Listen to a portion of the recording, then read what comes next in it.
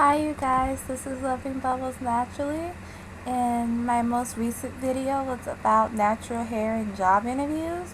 When one of my viewers asked, do you think your hair matters during a job interview, or your natural hair, do you think that can affect it?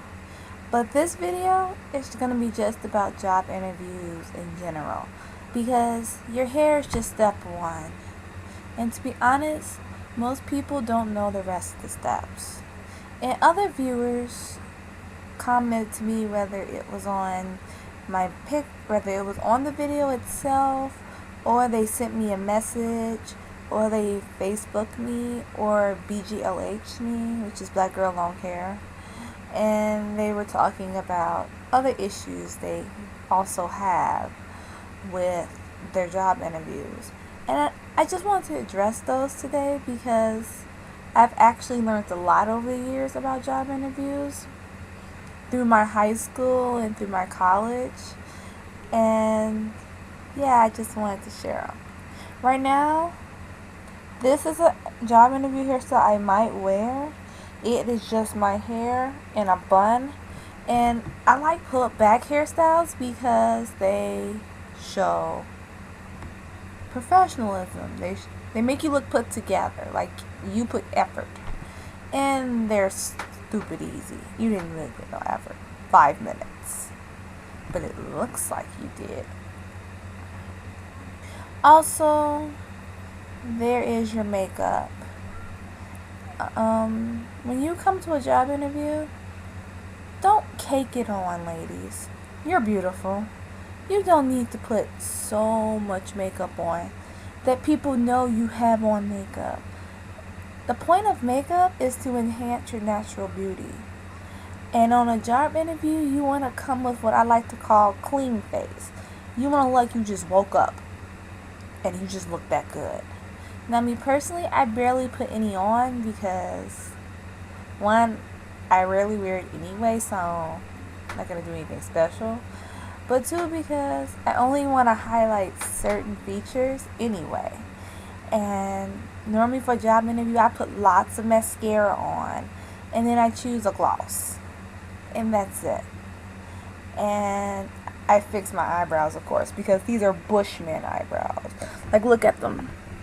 Like, do you see that? I barely ever arch the bangs. They are literally like, whoosh, right in your face. Eyebrows. But when they arch, they really look pretty. But I rarely arch them. So I just take my mascara brush and just brush them and make them look neat because they actually grow thicker and into a pattern like that. So I hope nobody notices all the hair that's like underneath it. And they just look arched from a distance, which is like totally cool. But up close, it's like, you need to get some threading done. And yes, I thread my eyebrows. Anyway, I'm getting off point. Back on point. Makeup should be fresh face. You should just look naturally beautiful and only enhance certain features, but don't come in with like caked on makeup. And your clothes are also important. Unless you're applying for a job at a Fortune 500 company where you're about to make a salary of $100,000 a year, do not walk into there with a 3-piece suit.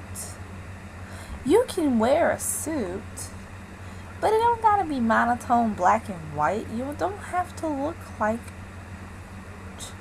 and it better fit you right. And I mean that, because if your suit does not fit you right, you actually look frumpy. And you don't want interviewers to think you're frumpy.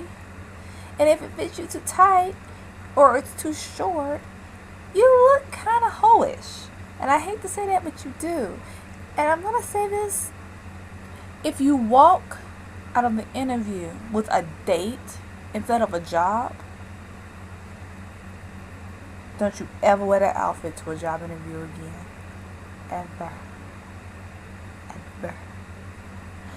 Just don't do it. Alright, so your clothes should be together. Make sure your boobs are adequately covered. And of course, I'm a boobacious person. If you have boobs, they're not going nowhere. Just make sure they're not the focus of your outfit. When it comes to your accessories, don't put too many on. You don't want to just be covered in like extra. You're trying to look professional. I always was taught express yourself once when it comes to accessories. So one statement piece is basically what that expression means. So I only wear one piece of jewelry on an interview, and that kind of works for me. And I always get compliments on the one piece I choose, because me personally, when I choose a piece of jewelry, I choose it for something unique about it, and I try to get things no one else has. Like if I showed you some of my earrings now, you'd be like, where you get that from? And 4, your shoes. They actually look at this. I learned this from people older than me and people who are interviewing me. Don't walk in there with 3.5-inch stiletto platform heels. Walk in there with something sensible and comfortable, because they do judge you based off your shoes. And if you're not wearing something comfortable, that can actually prevent you from getting a job. People read into the smallest things, and you have to be prepared for them to read into something you didn't even think they would read into. And remember, attitude is everything. Your presence, the way you present yourself, that's everything. The way you talk, you must exude confidence. If you don't have confidence, you've already lost that job. Don't even go any further. Just shake their hand and say goodbye and give up, because you're not getting that job unless you have confidence in you. Also, make sure you have a correct resume. Each job should have a different resume. I personally have 3, because I have one for the medical field, which is what I'm really trying to get into and have limited experience. I have one for restaurant, and I have one for customer service. And I use them interchangeably, but it works if you separate them, because each resume can exaggerate each job, if that makes sense. And make sure you have a cover letter.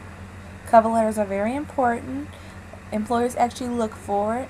Only 65% of the people in this country actually turn in a cover letter, but 95% of the jobs want to see them. So make sure you have them. Cover letters are the first way you can sell yourself to an employer. Make it creative and make sure it describes you. Also, know your common questions. There are questions all interviewers ask. What are 5 qualities about you? Make sure you know 5 good points about you. Make sure you also know 3 bad. But make sure your bad points can be made good, if that makes sense. Don't give them the worst. Give them the close to worst. And make sure you know events in your life that relate to the job. It may not be job experience, but make sure that whatever you did, like anything like volunteer work, past experience, what your parents do for a living, babysitting your baby brother, make sure you could take things from your life and turn it into work experience. It took me a couple of years to learn how to do it, but now I'm just like, I can just whip them out. It actually gets easy with practice.